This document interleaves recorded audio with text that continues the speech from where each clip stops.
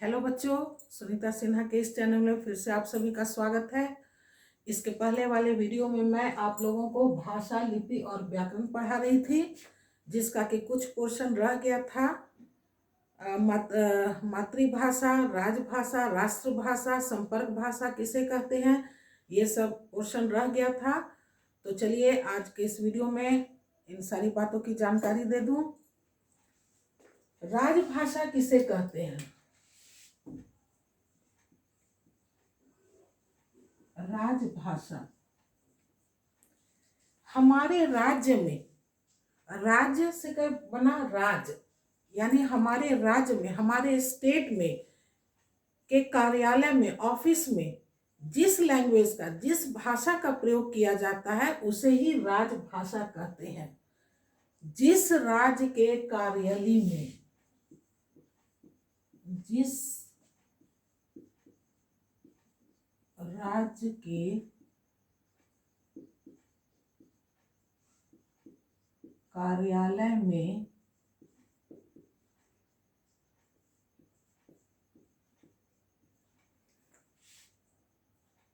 जिस भाषा का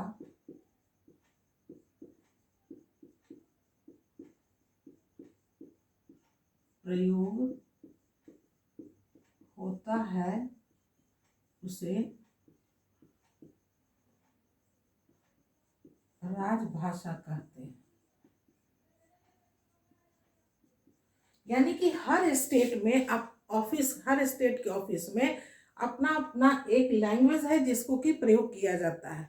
जैसे कि अब यहाँ से हम चले जाए महाराष्ट्र में, वहाँ मराठी भाषा है, हिंदी लोग तो उतना जानते नहीं है, तो वहाँ के कार्यालय में जिस लैंग्वेज का प्रयोग होता है उसे ही हम राजभाषा कहते हैं। जैसे बिहार में हिंदी भाषा का ही प्रयोग होता है।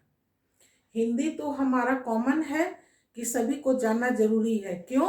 क्योंकि हम जैसे बांग्ला नहीं जानते हैं, सभी लोग बांग्ला भाषा नहीं जानते हैं, सभी पंजाबी नहीं जानते हैं, सभी राजस्थानी नहीं जानते हैं। हर स्टेट का अपना अपना एक लैंग्वेज है और हर स्टेट का लोग एक दूसरे स्टेट का लैंग्वेज नहीं जानते हैं। तो इसलिए एक कॉमन भाषा बना दिया गया है हिंदी, जिसको कि सबको जानना जरूरी है। अगर हम मराठी नहीं जानते हैं, अगर हम गुजराती नहीं जानते हैं, तो हम हिंदी में बात कर लेंगे। तो हर स्टेट के ऑफिस में जिस भाषा का, जिस लैंग्वेज का प्रयोग होता है उसे ही हम राजभाषा कहते हैं। राष्ट्रभाषा किसे कहते हैं? राष्ट्रभाषा, राष्ट्र यानी हमारा देश। हमारे देश में अधिकांश लोग जिस भाषा का प्रयोग करते हैं उसे राष्ट्रभाषा कहते हैं। हमारे देश के या हमारे राष्ट्र के अधिकांश लोग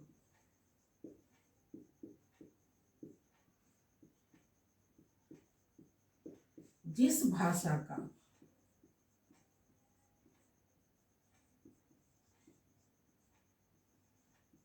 प्रयोग करते हैं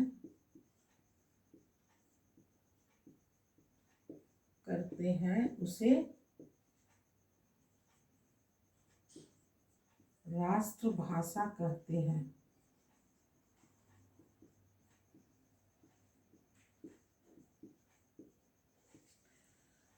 हमारा राष्ट्रभाषा क्या है? हिंदी है। राष्ट्रभाषा क्या है हमारा?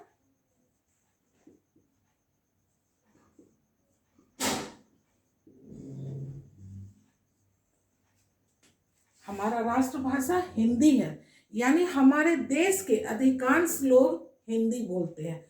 अभी हमने कहा ना मैंने कि हर स्टेट का अपना अपना एक लैंग्वेज है और एक स्टेट दूसरे स्टेट के लैंग्वेज को हो सकता है नहीं जानते हो, तो ऐसी स्थिति में कौन सी भाषा का प्रयोग करेंगे? हिंदी का। यानी पूरे देश में, पूरे राष्ट्र में अधिकांश लोग जिस भाषा का प्रयोग करते हैं उसे राष्ट्रभाषा कहते हैं। अगर हम यहाँ से पंजाबी चले जाए, कश्मीर चले जाए, तो वहाँ का लैंग्वेज तो हम नहीं जानेंगे, वहाँ का रीजनल लैंग्वेज क्या है। तो वैसी स्थिति में हम हिंदी से बात कर लेंगे, हिंदी हम बोलेंगे, हिंदी वो भी बोलेंगे, जो भी जिस भी तरह से हिंदी टूटा फूटा बोले या सही बोले उसी लैंग्वेज में हम लोग बात करके अपनी बात को समझा देंगे। तो हमारे देश के अधिकांश लोग, यानी अधिकांश लोग 70, 75, 80% लोग जिस भाषा का प्रयोग करते हैं उसे ही राष्ट्रभाषा कहते हैं। तीसरा है संपर्क भाषा।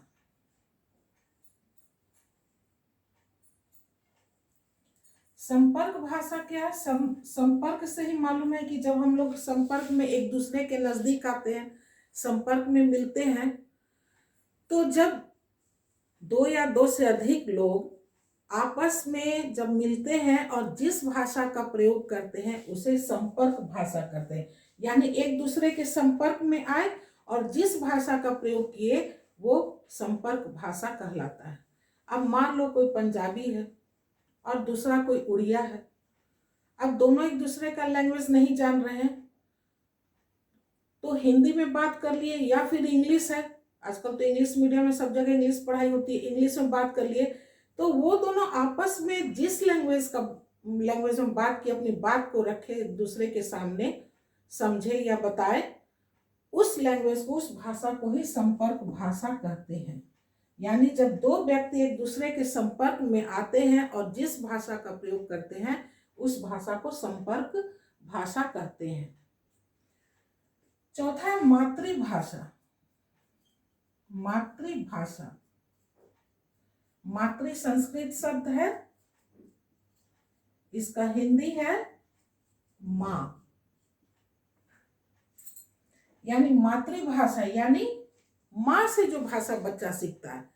जब बच्चा जन्म लेता है तो घर में माँ उसको सिखाती है, माँ के साथ बातचीत होती है उसकी।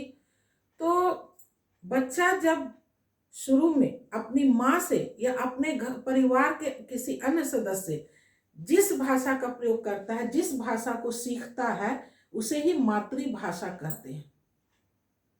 बच्चा अपनी माँ से या परिवार के अन्य लोगों से, कोई जरूरी नहीं कि माँ से ही जो बात करे वही, घर में माँ होते हैं, पिताजी होते हैं, दादा दादी जी होते हैं, नाना नानी, जो भी बड़े हों, परिवार के अन्य सदस्य वहाँ रह रहे हैं उसके साथ, और वो जो भाषा में उसके साथ बात करते हैं, जो भाषा उसको सिखाते हैं, वो उसका मातृभाषा, मदर टंग कहलाता है। तो इस चैप्टर में इतना ही रह गया था, राजभाषा, राष्ट्रभाषा, संपर्क भाषा और मातृभाषा।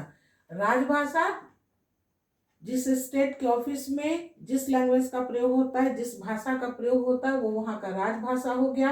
राष्ट्रभाषा, राष्ट्र से ही नाम है कि पूरे विश्व में, पूरे देश में अधिकांश लोग जिस भाषा का प्रयोग करते हैं उसे राष्ट्रभाषा कहते हैं। हमारी राष्ट्रभाषा हिंदी है, हिंदी को कॉमन बना दिया गया है कि रीजनल लैंग्वेज तो है ही अपना क्षेत्रीय, अपने अपने स्टेट में जो लैंग्वेज बोलते हैं बोलिए, लेकिन एक कॉमन भाषा बना दिया गया राष्ट्रभाषा हिंदी, कि इसकी जानकारी सबको होनी चाहिए ताकि एक दूसरे के बात को, मन के भाव को आदान प्रदान करने में दिक्कत ना हो, समस्या ना आए।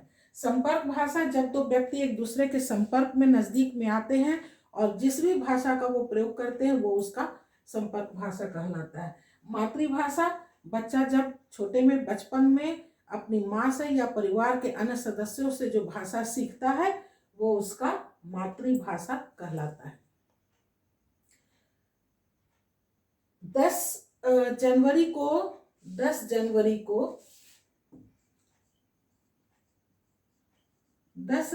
को हम लोग विश्व हिंदी दिवस मनाते हैं।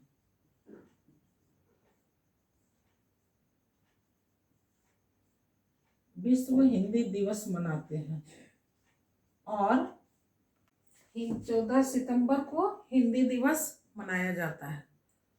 14 सितंबर को ही हमारे संविधान में हिंदी भाषा को मान्यता मिली थी, इसलिए हम लोग 14 सितंबर को हिंदी दिवस के रूप में मनाते हैं।